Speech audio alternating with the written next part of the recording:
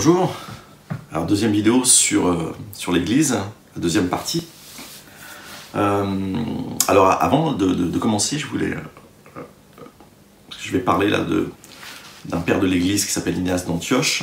Alors mes sources, alors il y a Google bien sûr, moi je les ai eues par un ami et un frère, Fadi, si tu regardes cette vidéo, je t'embrasse, qui m'a offert gentiment un livre qui s'appelle « Le christianisme paganisé », qui a été écrit par Franck Viola. Je crois qu'il le donne gratuitement sur internet. Enfin, j'avais le souvenir qu'il l'avait fait, je sais plus aujourd'hui. Je crois pas qu'on le trouve en livre, mais bon. Alors, Ignace d'Antioche, qui est né en l'an 35 jusqu'à 107, a fait des déclarations. Voilà, et malheureusement, oui, on l'appelle père de l'Église. Enfin, c'est pas le seul. Il faut savoir en fait comment ça a dérivé en fait jusqu'à l'Église catholique. Après, Martin Luther a commencé à réformer, à nous ramener à la parole. Et après, il y a eu plusieurs réformes, et ça s'est fait vraiment, et c'est pas terminé. Et c'est pas terminé. Les réformes ont besoin encore d'avoir lieu. Alors, je vais citer 3 déclarations, il en a fait plusieurs, mais j'ai pris les plus graves, on va dire, à mes yeux. Tous suivent l'évêque, comme Jésus-Christ suit le Père. D'accord ? Personne ne doit faire quoi que ce soit dans l'Église sans l'évêque. Bien. Et la 3e, là où l'évêque apparaît, là est le peuple. Donc, tout ça, c'est bien sûr faux. Je vais dire la première partie. Là où est l'évêque apparaît, là est le peuple. Jésus nous dit si 2 ou 3 s'assemblent en mon nom, je suis là. Donc, bien sûr, là où est Jésus, là est l'Église. Il est la tête de l'Église. Et cette mentalité, dans la parole, Jean va le combattre.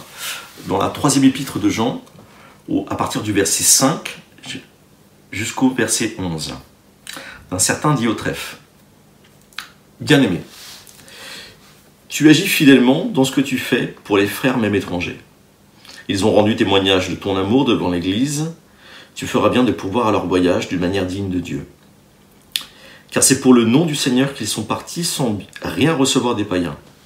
Nous devons donc accueillir de tels hommes afin d'être ouvriers avec eux pour la vérité.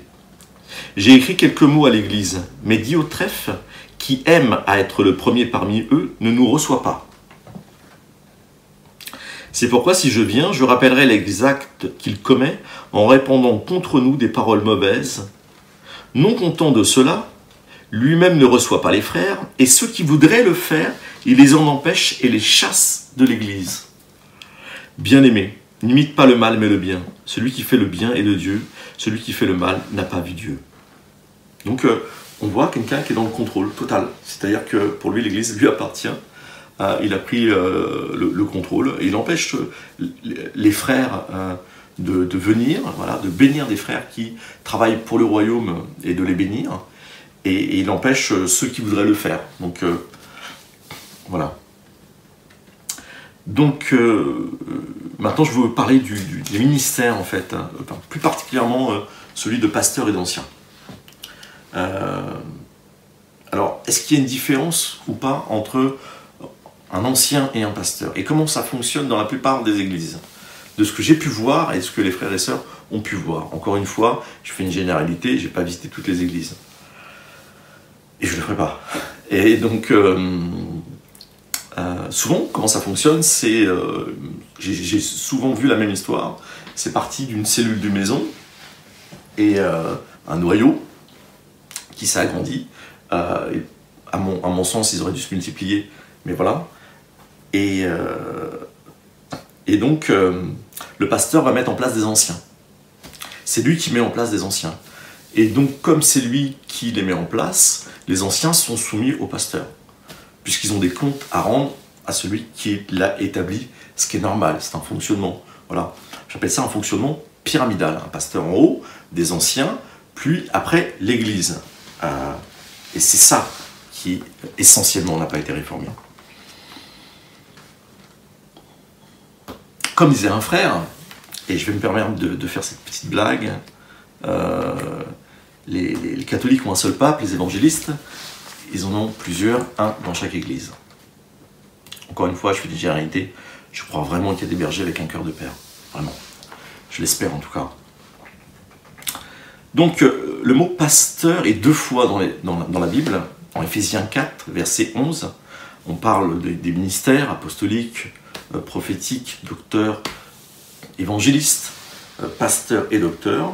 Donc, une seule fois, attribué à un homme, et après on parle du bon berger dans Jean 10. Parce que pasteur, ça veut dire en grec poimen, je ne sais pas si je le prononce bien, P-O-I-M-E-N, ça veut dire berger, tout simplement. Donc c'est un berger, hein.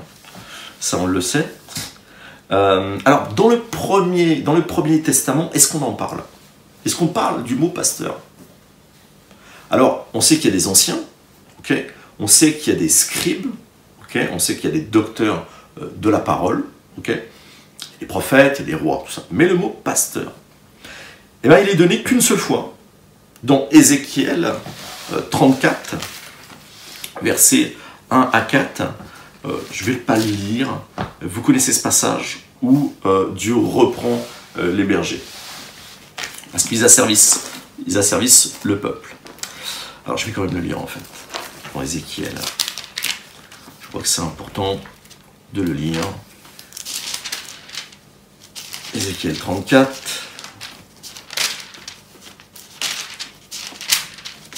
Voilà. La parole de l'Éternel me fut adressée en ces mots. Fils d'homme, prophétise contre les bergers d'Israël. Prophétise et dis-leur aux bergers, ainsi parle le Seigneur, l'Éternel.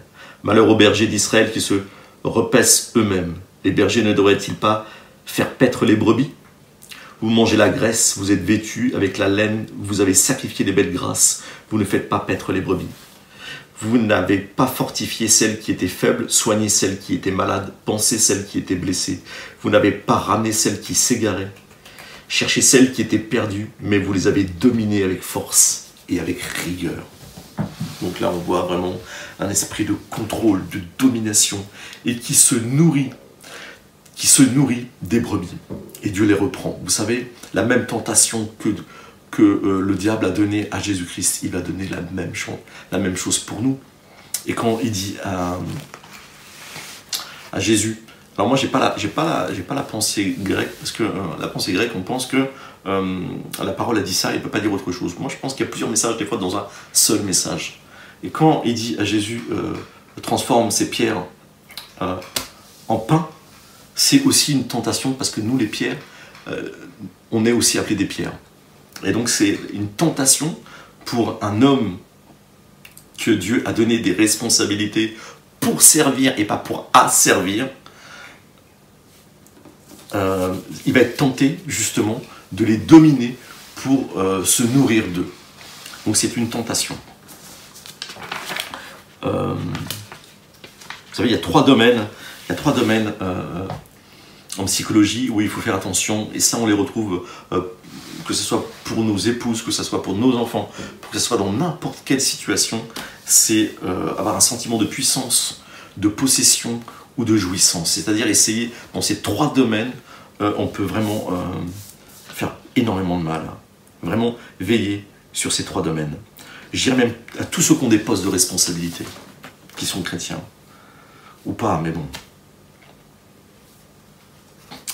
Alors, maintenant on va voir, donc on a vu que le mot pasteur il est donné une seule fois dans Éphésiens. Dans les actes, vous ne verrez pas de pasteur, c'est bizarre, on voit des prophètes, on voit des docteurs, on voit des apôtres, on voit des anciens, mais on ne voit pas de pasteur. Voilà. Et dans la première alliance, on ne voit pas non plus, et on voit des anciens. Intéressant. Maintenant on va voir ce que c'est qu'un ancien. Excusez-moi, il y a encore mon chat qui veut me faire un câlin. Voilà, c'est ça qui est bien avec la vidéo, qu'on est chez soi, c'est qu'il y a tout qui... Alors, dans Acte 20, on va aller dans la parole. Qu'est-ce que c'est qu'un ancien? Acte 20, verset 28. Prenez donc garde à vous-même, et à tout le troupeau au sein duquel le Saint-Esprit vous a établi évêque pour faire paître l'Église de Dieu qu'il s'est acquise par son propre sang. Paître. Donc, ça ressemble étrangement à un berger. 1 Timothée 3. Ça ressemble pas, c'est tout à fait ça. 1 Timothée 3.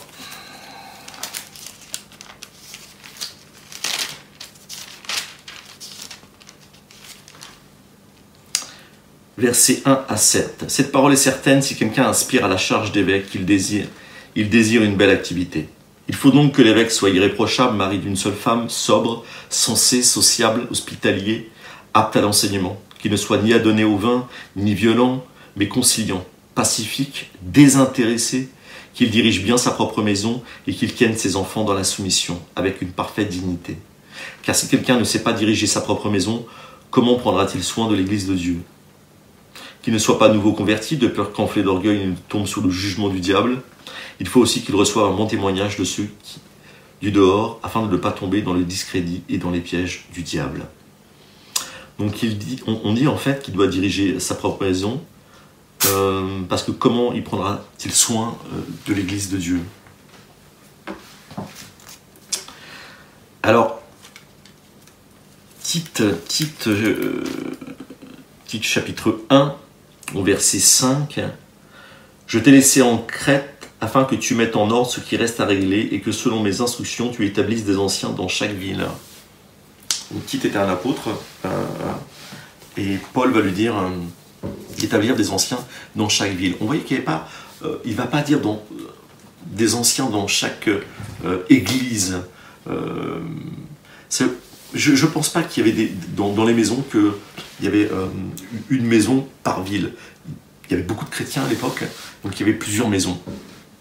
Paul ne va pas dire un ancien dans chaque église, dans chaque maison, mais dans chaque ville. Là aussi, on voit une liberté.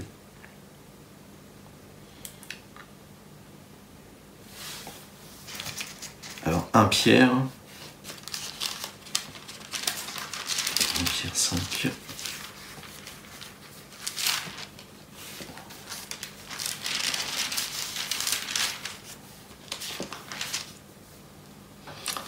Pierre, chapitre 5, versets 1 à 4. « J'exhorte donc les anciens qui sont parmi vous, moi anciens comme eux, témoins des souffrances du Christ et participants à la gloire qui doit être révélée.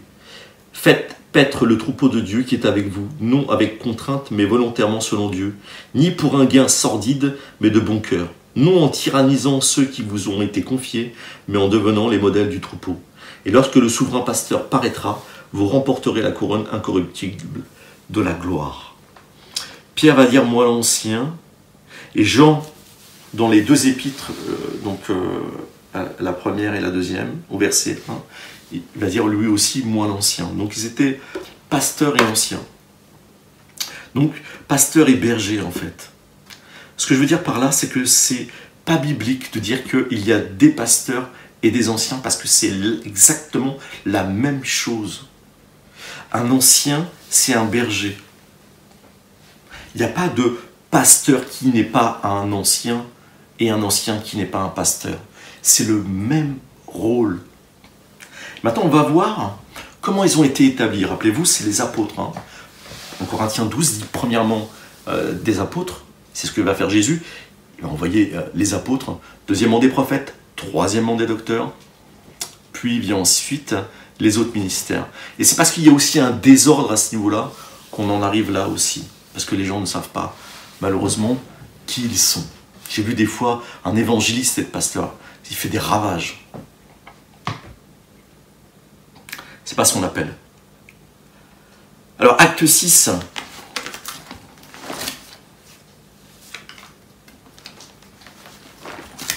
Acte 6. Un apôtre aussi qui reste. Un apôtre, il doit déjà avoir un cœur de père. Je crois que c'est très très important. On n'est pas prêt si on n'a pas vraiment ce cœur de père. Et il est là pour veiller, pour se donner, mais ne pas rester dans l'église et se servir de l'église. il est amené à beaucoup bouger, l'apôtre, comme l'évangéliste.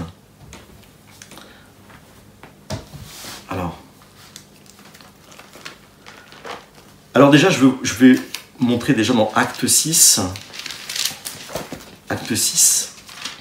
comment ont été établis les diacres.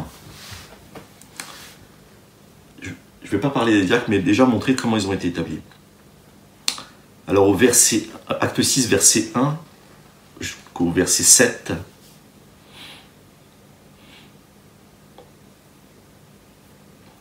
en ces jours-là, comme les disciples se multipliaient, les hellénistes murmuraient contre les Hébreux parce que leurs veuves étaient négligées dans le service quotidien. Les 12 convoquèrent alors la multitude des disciples et dirent « Il ne convient pas que nous délaissions la parole de Dieu pour servir aux tables. C'est pourquoi, frères, choisissez, j'insiste bien, choisissez parmi vous 7 hommes de qui l'on rende un bon témoignage, remplis de l'esprit et de sagesse, et nous les chargerons de cet emploi. Pour nous, nous persévérerons dans la prière et dans le service de la parole. » Ce discours plut à toute la multitude. Ils élurent Étienne, homme plein de foi et d'Esprit Saint, Philippe, Prochore, Nicanor, Timon, Parménas et Nicolas, prosélytes d'Antioche. Ils les présentèrent aux apôtres qui, après avoir prié, leur imposèrent les mains. La parole de Dieu se répandait, le nombre de disciples se multipliait beaucoup à Jérusalem et une grande foule de sacrificateurs obéissait à la foi. Donc en fait, les apôtres sont face à un problème. Ils veulent continuer à servir le Seigneur dans la parole et dans la prière. Mais il y a de plus en plus de monde et donc il y a un problème au niveau du service de table. Donc les apôtres vont dire à l'église, choisissez parmi vous. Donc c'est vous qui choisissez. Et après, eux, ils prient pour eux. Les apôtres prient pour eux. Mais c'est l'église qui choisit et pas un homme ou c'est ni un apôtre, c'est ni un pasteur, un ancien en fait. Non, c'est l'église. J'avais dit dans la première vidéo, l'autorité est donnée à l'église. Et l'église redonne cette autorité. Et là, vous avez une loi spirituelle. Attention, si Dieu vous donne une autorité, à qui vous la redonnez? Vous savez, c'est la même chose qui s'est passée dans le jardin d'Éden. Adam et Ève avaient l'autorité qui avait été donnée à Dieu. Ils se sont fait voler par le diable. Jésus va reprendre cette autorité. Il est le deuxième Adam.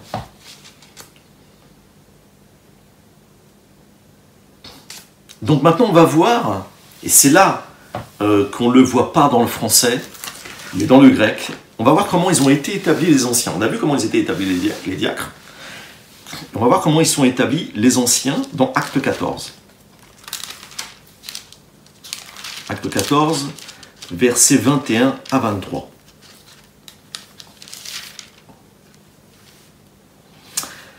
Donc là, je vais vous donner la version d'abord française, et après, le mot grec, en fait. Verset 21. Après avoir évangélisé cette ville et fait un assez grand nombre de disciples, ils retournèrent à Lystre, à Iconium et à Antioche. Ils affermissaient l'âme des disciples, les exhortaient à demeurer dans la foi et disaient « C'est par beaucoup de tribulations qu'il nous faut entrer dans le royaume de Dieu ». Ils firent nommer pour eux des anciens dans chaque église et après avoir prié et jeûné, ils les recommandèrent au Seigneur en qui ils avaient cru. Alors, ils firent nommer pour eux des anciens. Le mot grec veut dire, alors je vais essayer de le prononcer, c'est pas évident, Keirotoméo. Et en français, littéralement, ça veut dire voter à main levée. Donc ils firent élire des anciens pour eux à main levée. Vous avez une traduction en français qui est pour moi la plus proche du grec. Je vous la montre, c'est parole vivante. Ah, je ne sais pas si on voit bien. Parole vivante. Qui a été écrite par Alfred Kuen. Pour moi, c'est la plus proche du grec en français. Et c'est à main levée. En fait, c'est la même chose que les diacres. Pourquoi ils feraient une chose différente pour les anciens? C'est exactement pareil. Ils vont demander à l'église de voter à main levée pour un vote pour élire des anciens. Parce que c'est l'Église qui est à même de reconnaître les ministères. Vous savez que quand on vit ensemble, en fait, si on ne vit pas ensemble et qu'on se voit juste 2 heures le dimanche, quand je dis vivre ensemble, il faut me comprendre, je ne veux pas d'être toujours les uns sur les autres tous les jours, pas du tout. Mais en tout cas, quand on connaît son frère, quand on connaît sa sœur, on sait quel don il a et quel don il n'a pas. Et l'Église, on ne peut pas la tromper dans ce sens-là. Si il y a une communion fraternelle, une vraie, dans la fraction du pain, dans la prière, dans la communion fraternelle, il persévérait dans Acte 2, verset 42, ce que je dis dans le premier message. Donc là, on ne peut pas les tromper. Ils savaient qui sont les cœurs de berger. Et après, les apôtres vont aussi les bénir, bien sûr. Donc on peut comprendre, en fait, la dérive. Ça n'a jamais été pyramidal. Dieu a levé des cœurs de père, et même des cœurs de mère. C'est-à-dire que pour bénir et pour que les chrétiens grandissent en Christ, pour être des disciples.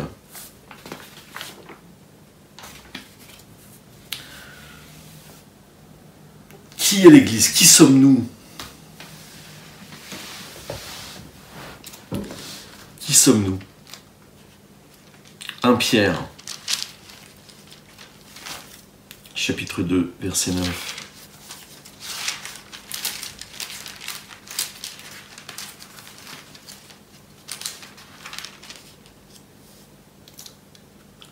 Vous, par contre, vous êtes une race élue, un sacerdoce royal, une nation sainte, un peuple racheté, afin d'annoncer les vertus de celui qui vous a appelé des ténèbres à son admirable lumière. Un sacerdoce royal. Nous sommes des rois et des reines, et des sacrificateurs. Des sacrificateurs. Il est le roi des rois. De quel roi on parle? De nous. Pas des nations. Apocalypse 1, verset 6. Et qui a fait de nous un royaume, des sacrificateurs pour Dieu son Père, à lui la gloire et le pouvoir au siècle des siècles. Amen. Voyons comment ça s'est... Revenons dans la première alliance avec le peuple d'Israël, quand ils sont sortis d'Égypte. Exode, chapitre 9, versets 1 à 11. Le 3e mois après leur sortie du pays d'Égypte, les Israélites arrivèrent ce jour-là au désert du Sinaï. Partis de Réphidim, ils arrivèrent au désert du Sinaï et campèrent dans le désert. Israël campa là, vis-à-vis de la montagne. Moïse monta vers Dieu. L'Éternel l'appela du haut de la montagne en disant « Voici ce que tu diras à la maison de Jacob, et tu annonceras aux Israélites. » Et que tu annonceras aux Israélites. « Vous avez vu vous-même ce que j'ai fait à l'Égypte, je vous ai porté sur des ailes d'aigle et fait venir vers moi. Maintenant, si vous écoutez ma voix et si vous gardez mon alliance, vous m'appartiendrez en propre entre tous les peuples, car toute la terre est à moi. Quant à vous, vous serez pour moi un royaume de sacrificateurs et une nation sainte. Voilà les paroles que tu diras aux Israélites.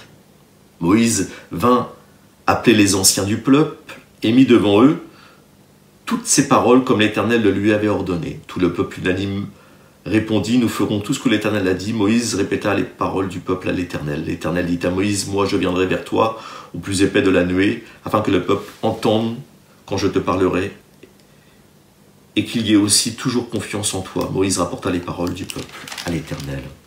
L'Éternel dit à Moïse, va vers le peuple, sanctifie-le aujourd'hui et demain, qu'ils mettent leurs vêtements, qu'ils nettoient leurs vêtements, pardon. Qu'ils soient prêts pour le 3e jour, car le 3e jour, l'Éternel descendra aux yeux de tout le peuple sur le mont Sinaï.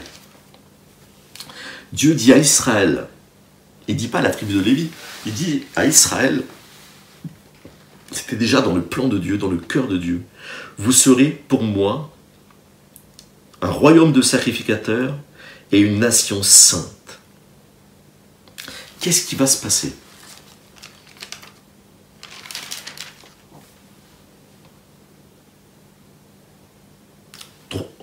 là je saute un peu, ouais, je reprends au verset 16 à 18. Le troisième jour au matin, il y eut du tonnerre, des éclairs et une épaisse nuée sur la montagne. Le son du corps retentit fortement, et tout le peuple qui était dans le camp se mit à trembler. Moïse fit sortir le peuple du camp à la rencontre de Dieu, et ils se placèrent au bas de la montagne. Le mont Sinaï était tout en fumée, parce que l'Éternel y était descendu au milieu du feu. Cette fumée s'élevait comme la fumée d'une fournaise, et toute la montagne tremblait avec violence.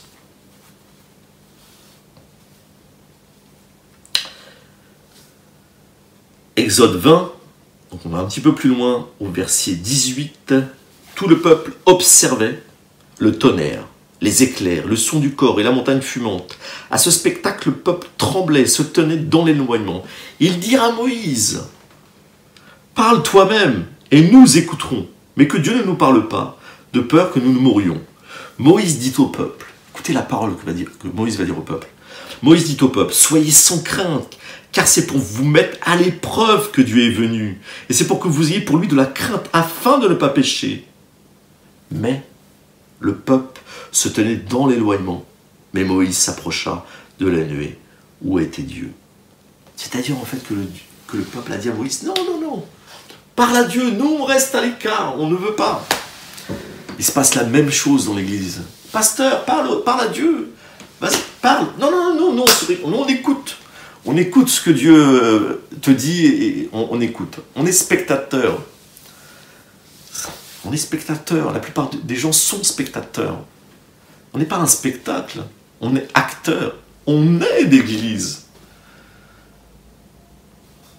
Je prie que ça descende dans les cœurs et pas dans l'intelligence seulement. 1 Samuel. 1 Samuel chapitre 8. Vous connaissez beaucoup ce passage.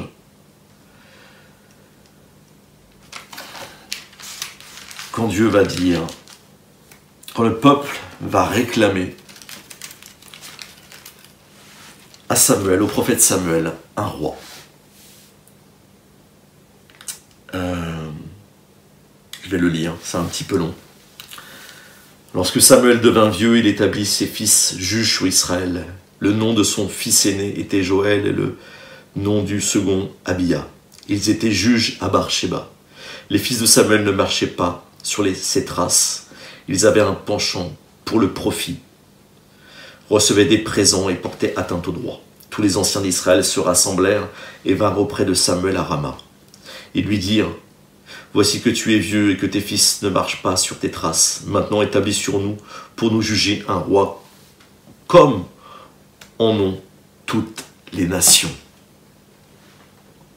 Aux yeux de Samuel, c'était une mauvaise chose qu'ils aient dit, « Donne-nous un roi pour nous juger. » Et Samuel pria l'Éternel. L'Éternel dit à Samuel, « Écoute la voix du peuple dans tout ce qu'il te dira, car ce n'est pas toi qu'il rejette, c'est moi qu'il rejette, pour que je ne règne plus sur eux. Ils agissent à ton égard comme ils ont toujours agi depuis que je les ai fait monter d'Égypte jusqu'à aujourd'hui.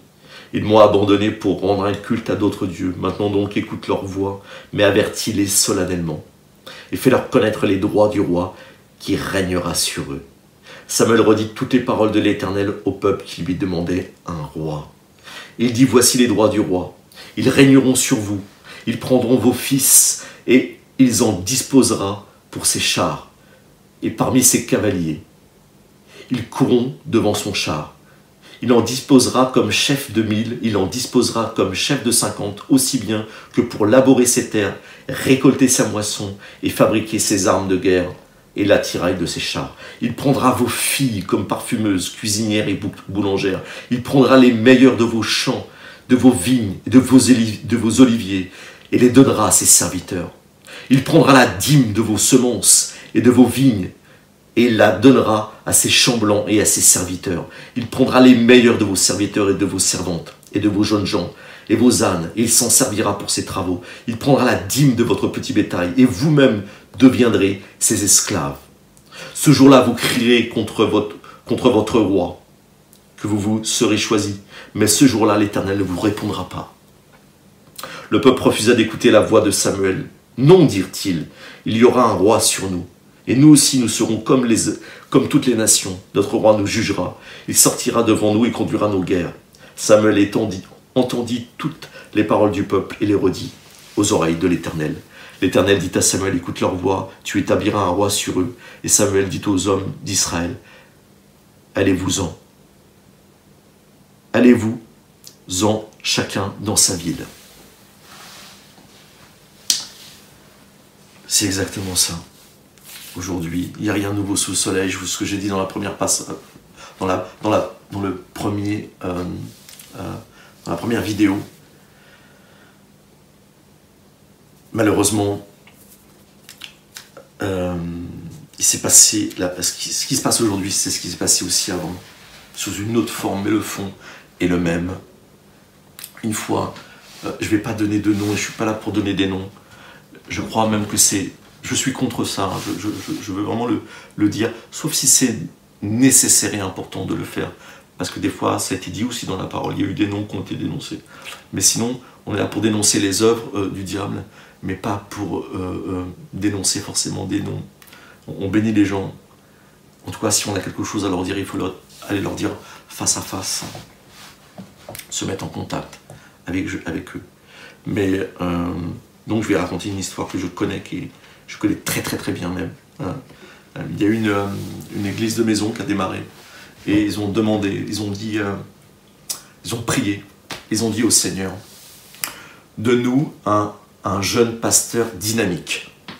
Wow, ok, Dieu leur a donné. Ouais, Dieu leur a donné un pasteur jeune et dynamique, mais vraiment virulent.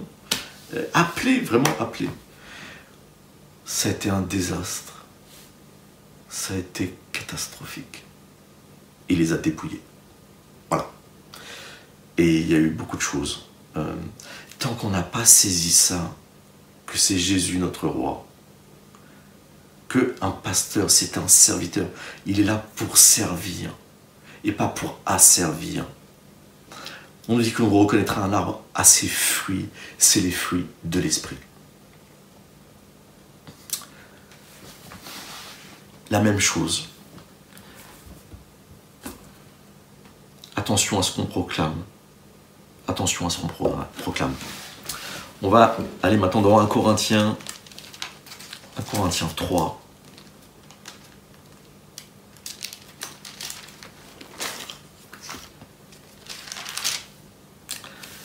Il va vous prendre la dîme. Il va vous prendre la dîme. Je donnerai un message sur la dîme qui, je pense, va être long. Parce que si je parle de la dîme, je vais parler aussi de l'argent. Ce ne serait pas juste sinon, dans son ensemble. Alors, dans 1 Corinthiens 3, retenez ce que j'ai dit. Hein. Il vous prendra la dîme, il prendra vos enfants. 1 Corinthiens 3, versets 1 à 11. Donc, pour remettre dans le contexte, il y avait des gens qui disaient « Moi, je suis de Paul, moi, je suis d'Apollos, moi, ceci, moi, cela. » Et Paul va en parler.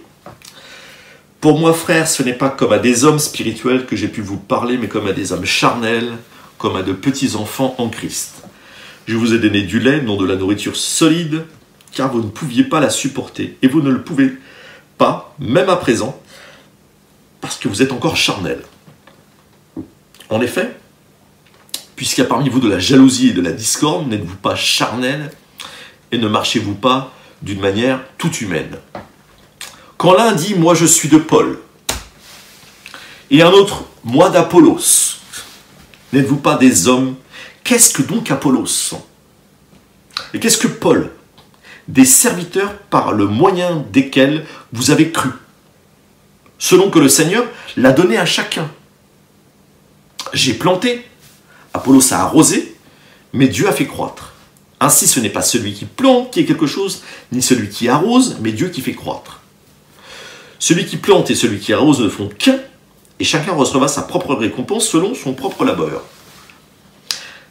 Car nous sommes ouvriers avec Dieu, vous êtes le champ de Dieu, l'édifice de Dieu, selon la grâce de Dieu qui m'a été donnée. Comme un sage architecte, j'ai posé le fondement, et un autre bâtit dessus, mais que chacun prenne garde à la manière dont il bâtit dessus. car personne ne peut poser un autre fondement que celui qui a été posé, savoir Jésus-Christ. Or, si quelqu'un bâtit sur ce fondement avec de l'or, de l'argent, des pierres précieuses, du bois, du foin, du chaume, l'œuvre de chacun sera manifestée. On va un petit peu plus loin, verset 21. Que personne donc ne mette sa gloire dans les hommes, car tout est à vous.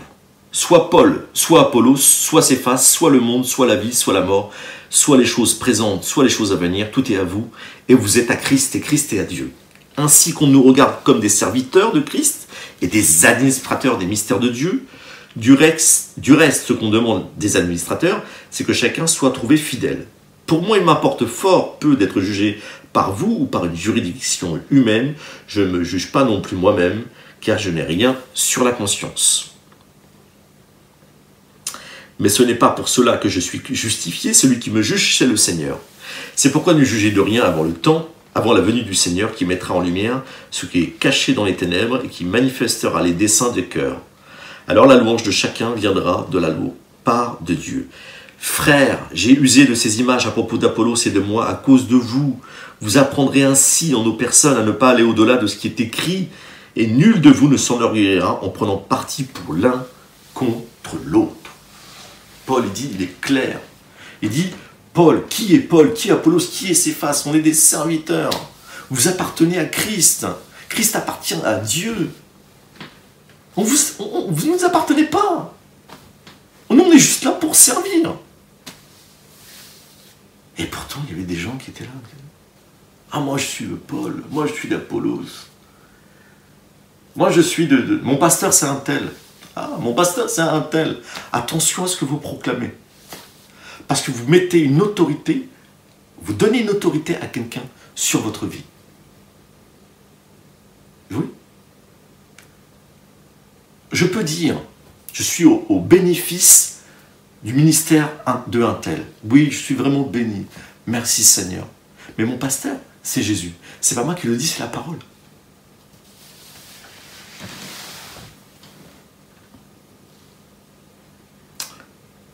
Paul défend son apostolat. Oui, ça lui est arrivé de défendre son apostolat. Mais il l'a fait parce qu'il a engendré. C'est-à-dire qu'il les a engendrés en Christ. Ils avaient un regard sur lui parce qu'il y avait une paternité à fils. Ce qui n'est pas le cas des fois. Et encore, même si quelqu'un vous a engendré en Christ, il n'a pas un cœur de père. Mais à un moment, si vous allez grandir, vous allez le fuir. Et vous aurez raison. David l'a fait. Quand il a vu la jalousie de Saül pour lui.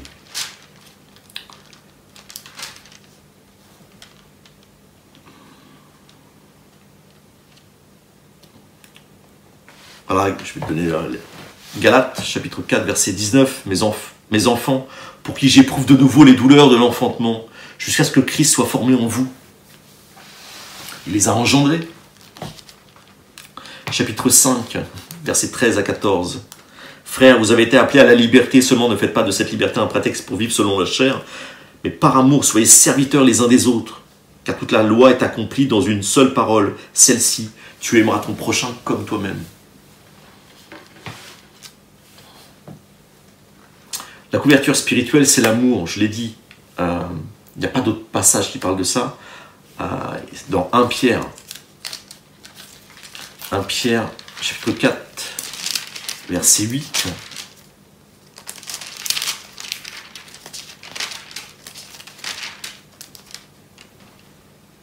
Avant tout, ayez les uns pour les autres un amour constant, car l'amour couvre une multitude de péchés. Paul était un père aimant. Si on est dans le contrôle, on n'est pas dans l'amour. La liberté est l'essence même de l'amour. Je vais donner un exemple que j'aime assez bien. Alors je ne veux pas culpabiliser personne si vous avez des oiseaux dans une cage, c'est un exemple que je donne, je me sers de ça pour donner un message. Des fois, il vaut mieux avoir un oiseau en cage qu'en liberté, il se ferait bouffer. Parce qu'il n'a pas été habitué à vivre dans une liberté. Des fois c'est... Vous savez, je sors un petit peu du contexte, mais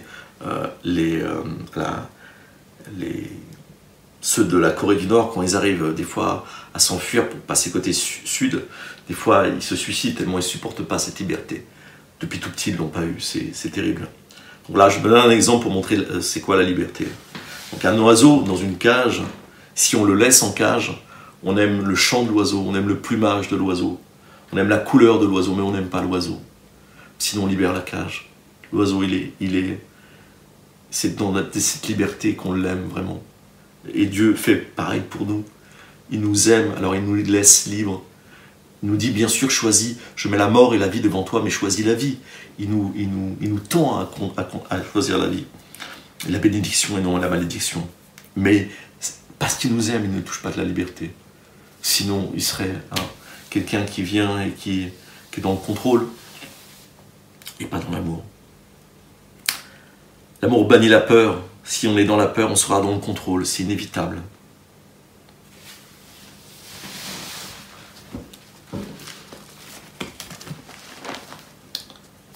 Jacques.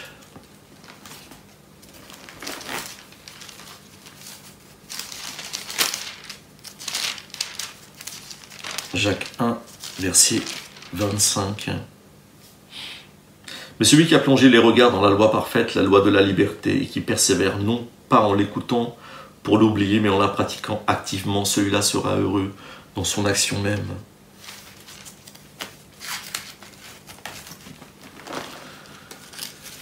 « 2 Corinthiens 3 »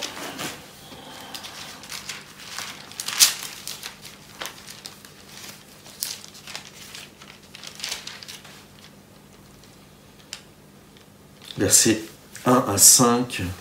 Recommençons-nous à nous recommander nous-mêmes? Ou aurions-nous besoin, comme quelques-uns, de lettres de recommandation pour vous, ou bien de vous? Vous êtes notre lettre écrite, dans nos cœurs, connue et lue de tous les hommes. Vous êtes manifestement une lettre de Christ, écrite par notre ministère, non avec de l'encre, mais avec l'Esprit du Dieu vivant, non sur des tables de pierre, mais sur des tables de chair, sur vos cœurs. Telle est l'assurance que nous avons par le Christ auprès de Dieu. Non, que nous soyons par nous-mêmes capables de concevoir quelque chose comme venant de nous-mêmes, mais notre capacité vient de Dieu. Paul dit, est-ce qu'on a besoin de lettres de recommandation comme certains? Est-ce qu'on a besoin que quelqu'un nous dise, mais tu viens d'où? T'es établi par qui? C'est qui ta couverture? Paul, est-ce qu'on a besoin de ça comme quelques-uns? Non, on n'a pas besoin de ça. Parce que c'est dans vos cœurs. La lettre, elle n'a pas été écrite sur des pierres, mais dans vos cœurs. Vous savez, moi, j'ai parlé de moi, j'aime pas trop. Je ne fais pas beaucoup, mais quand c'est pour un message, il y a des gens, pour eux, je suis un père spirituel. J'ai pas besoin d'être recommandé par qui que ce soit. C'est eux qui me donnent le retour. Mais par contre, je ne touche pas à leur liberté. Non, je ne touche pas à leur liberté. Je veux rester dans la crainte de Dieu par rapport à ça. S'ils m'appellent pour un conseil, je vais prier pour eux, je vais les conseiller. Mais je vais toujours leur dire, c'est toi qui as la réponse, c'est pas moi. Moi, je peux t'aiguiller, mais c'est toi qui as la réponse. C'est toi qui dois prendre la décision. Je ne peux pas la prendre à ta place. Sinon, là, on est déjà dans une forme de manipulation. Vous savez, des fois, les gens ont déjà la réponse en eux. On est juste là un petit peu pour les aider.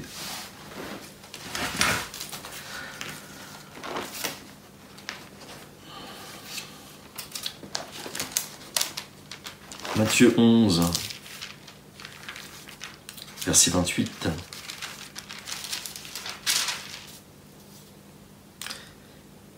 Mais si c'est par l'Esprit de Dieu que moi je chasse les démons, le royaume de Dieu est donc parvenu jusqu'à vous. Ah, excusez-moi, je me suis trompé. J'étais dans Matthieu 11, pardon, verset 28. Venez à moi, vous tous qui êtes fatigués et chargés, et je vous donnerai du repos. Prenez mon joug sur vous et recevez mes instructions, car je suis doux et humble de cœur, et vous trouverez du repos pour vos âmes, car mon joug est aisé et mon fardeau est léger. Des fois, je prends cet exemple pour dire que si on reçoit, si on sent qu'on a un joug, qu'on a un fardeau, et on sent que ça pèse sur nous, alors c'est pas de Dieu. Parce que Jésus, il a dit, son fardeau est doux et léger.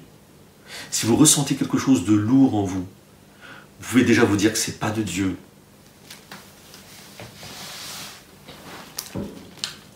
Parce que son fardeau est doux et léger. Et il ne permettra pas qu'on soit tenté au-delà de nos forces. Hébreux 12, versets 1 à 2. Nous donc aussi, puisque nous sommes environnés d'une si grande nuée de témoins, rejetons tout fardeau et le péché qui nous enveloppe si facilement et courons avec persévérance l'épreuve qui nous est proposée. Les yeux fixés sur Jésus, qui est l'auteur de la foi et qui l'amène à la perfection, au lieu de la joie qui lui était proposée. Il a supporté la croix, méprisé la honte et s'est assis à la droite du trône de Dieu. Souvent je dis, parce que dans ce passage, on ne nous parle pas de faire attention au péché. Des fois, on nous dit, fais attention au péché, faites attention au péché. Mais faites attention au fardeau aussi. C'est pareil, c'est exactement la même chose. Veillez à votre liberté. Maintenant, je vais changer un petit peu de contexte, mais comme je sais, je connais la plupart de mauvaises traductions qui sont données pour asservir, je vais les partager. Excusez-moi, j'ai soif.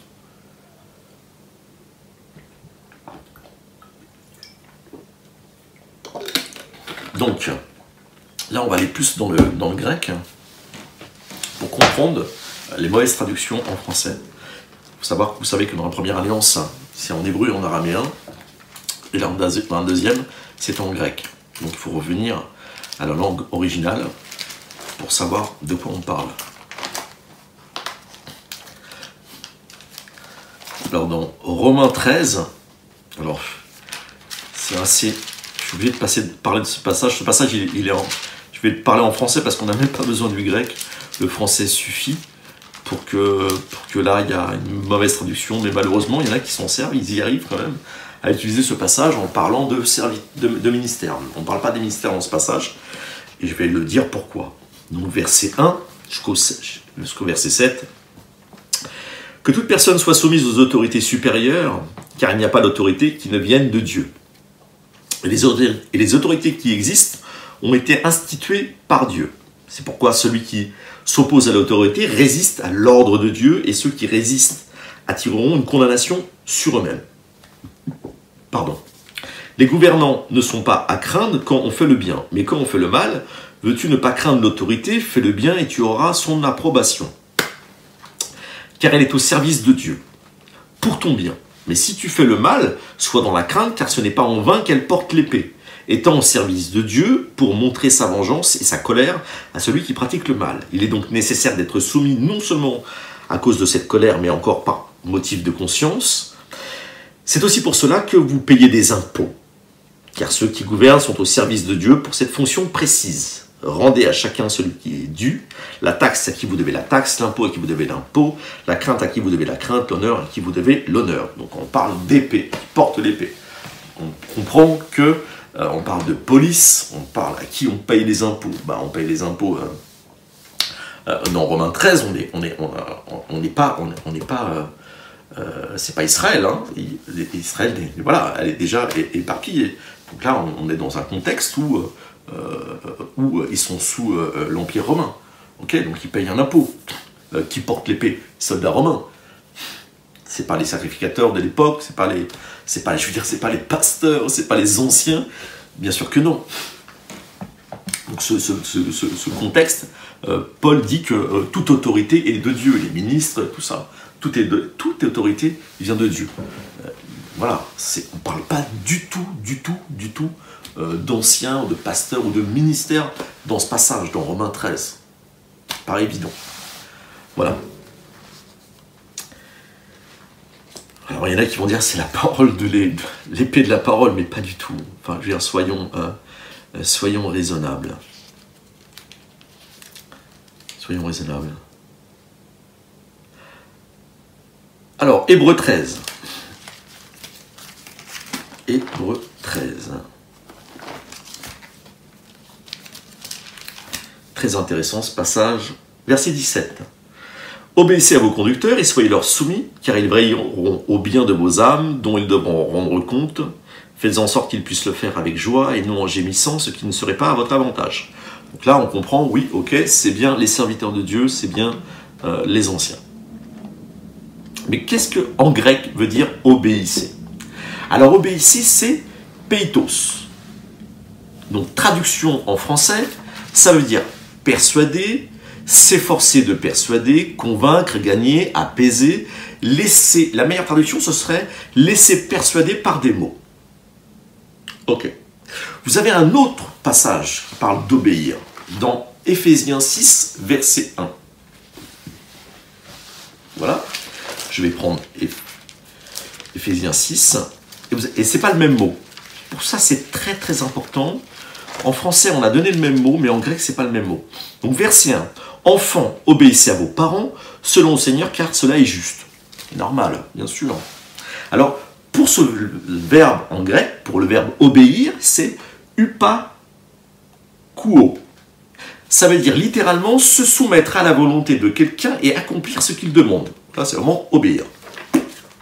Mais avant, dans Hébreux 13, verset 17, peitos, persuader, s'efforcer de persuader, convaincre, gagner, apaiser, laisser persuader par des mots, c'est pas obéir dans le sens où on n'a pas le choix. Et pourquoi c'est important?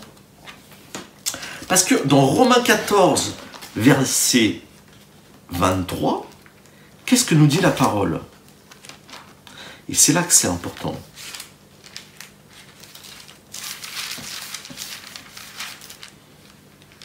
Romains 14, verset 23. Mais celui qui a des doutes au sujet de ce qu'il mange est condamné parce que sa conduite ne résulte pas de la foi. Or, alors vous allez me dire, je sors du contexte. Non, parce qu'après, il va dire autre chose. Or, tout ce qui ne résulte pas de la foi est péché. Et la foi, c'est quoi? C'est l'assurance des choses qu'on espère, la conviction. C'est une conviction. On pourrait traduire, tout ce qui n'est pas conviction est péché. Donc, si un serviteur de Dieu me parle, et que je crois que c'est un serviteur de Dieu, Paul il dit de se mettre dans un état propre à écouter. Ok, je vais me laisser convaincre, en fait. Je vais laisser par des mots. Mais s'il ne m'a pas convaincu, ça peut être, c'est un homme. Si c'est un homme ou une femme, il peut se tromper, on est d'accord. Il n'est pas tout puissant. Donc s'il ne m'a pas convaincu, attention, on peut être testé par Dieu. Hein. C'est biblique ça. Dieu peut envoyer même un prophète pour vous. Parce qu'il sait que vous êtes dans une maturité. Et il sait ce que vous avez entendu déjà quand il vous a parlé. Ayons un cœur, pas deux. Et donc s'il ne m'a pas convaincu, eh ben je ne vais pas l'écouter. Et s'il a un cœur de père ou de mère, eh ben il sera OK avec ça. Sinon, il sera dans le contrôle. Voilà, donc tout ça pour dire que c'est pas obéir dans le sens j'ai pas le choix. Pas du tout. On continue. Hébreux 10. Hébreux 10. Versets 22 à 26. Approchons-nous donc d'un cœur sincère avec une foi pleine et entière, le cœur purifié d'une mauvaise conscience et le corps lavé d'une eau pure. Confessons notre espérance sans fléchir, car celui qui a fait la promesse est fidèle. Veillons les uns sur les autres pour nous inciter à l'amour et aux œuvres bonnes. N'abandonnons pas notre assemblée comme c'est la coutume de quelques-uns, mais exhortons-nous mutuellement, et cela d'autant plus que vous voyez le jour s'approcher. Ok. Alors, en grec, ce n'est pas ecclésia. Quand on parle de l'église, c'est le mot ecclésia, mais ce n'est pas ecclésia. C'est, alors je vais essayer de le lire correctement, épi-sunagogé. Sunagogé. Ça veut dire, alors, ecclésia, ça veut dire ensemble de personnes réunies dans un lieu, ok. Et là, le mot en grec que je viens de dire tout à l'heure, c'est une action. Action de se réunir dans un lieu. Alors, ecclésia, ça veut dire ensemble de personnes réunies dans un lieu. Et épi-sunagogé, c'est action de se réunir dans un lieu. C'est rassemblement. Parole vivante, l'a bien traduit. Rassemblement. Et vous allez voir le verset, pourquoi? Il faut lire dans son ensemble, dans le contexte. Verset 25. Okay. N'abandonnons pas notre rassemblement, comme c'est la coutume de quelques-uns, mais exhortons-nous mutuellement, et cela d'autant plus que vous voyez le jour s'approcher. Pourquoi on nous parle d'autant plus le jour s'approcher? Rassemblement de quoi? L'enlèvement. Il parle de l'enlèvement. Parce que vous voyez le jour s'approcher. Ne perdons pas de vue notre rassemblement auprès de Jésus. C'est ça que ça veut dire. Ça ne veut pas dire abandonner son assemblée. Local, bâtiment. Verset 24, veillez les uns sur les autres pour nous inciter à l'amour et aux bonnes œuvres. Et pourquoi Paul dit ça? Mais il le dit avant aussi. Il le dit dans un autre passage. Vous allez voir, en Thessaloniciens, il le dit dans 2 Thessaloniciens, versets 1 à 3. Pourquoi il dit ça? Parce qu'il y en a qui pensaient autrement.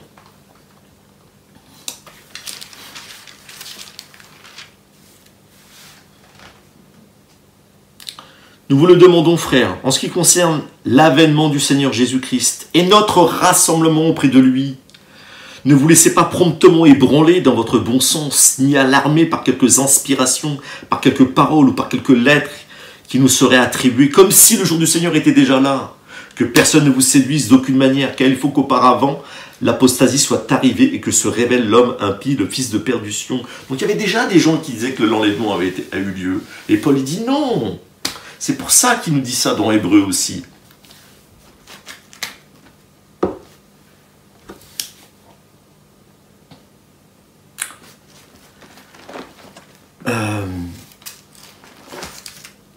J'arrive à la fin. Et j'ai envie de vous dire, de vous partager. Dans Ephésiens 4, versets 13 à 14, on nous dit de ne pas être des enfants à tout vent de doctrine. Dans Ephésiens 4. Jusqu'à ce que nous soyons tous parvenus à l'unité de la foi et de la connaissance du Fils de Dieu, à l'état d'homme fait, à la mesure de la stature parfaite du Christ. Ainsi nous ne serons plus des enfants, flottants et entraînés à tout vent de doctrine, joués par les hommes avec leurs fourberies et leurs manœuvres séductrices. Soyons comme les Juifs de Bérée. Dans Acte 17, qu'est-ce qu'ils faisaient? Vous le connaissez, ce passage.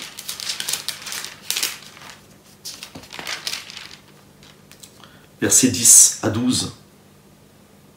Aussitôt les frères firent partir de nuit Paul et Silas pour Bérée.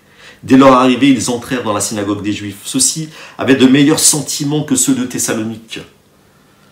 Ils reçurent la parole avec beaucoup d'empressement et ils examinaient chaque jour les Écritures pour voir si ce qu'on leur disait était exact. Ils vérifiaient dans la parole si un serviteur les enseignait. Ils vérifiaient dans la parole si c'était juste ce qu'on leur disait. Soyons comme les Juifs de Bérée. Pas se laisser entraîner à tout vent de doctrine.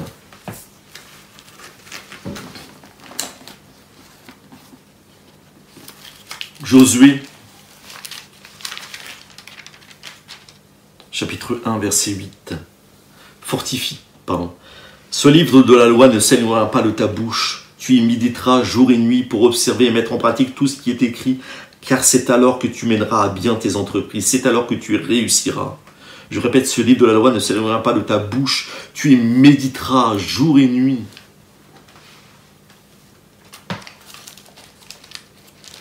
Jean 12. Soyons dans la crainte, la sainte crainte, bien sûr. Jean 12, versets 42 à 43. Passage intéressant, je vais finir là-dessus. Cependant, même parmi les chefs, plusieurs crurent en lui, en Jésus.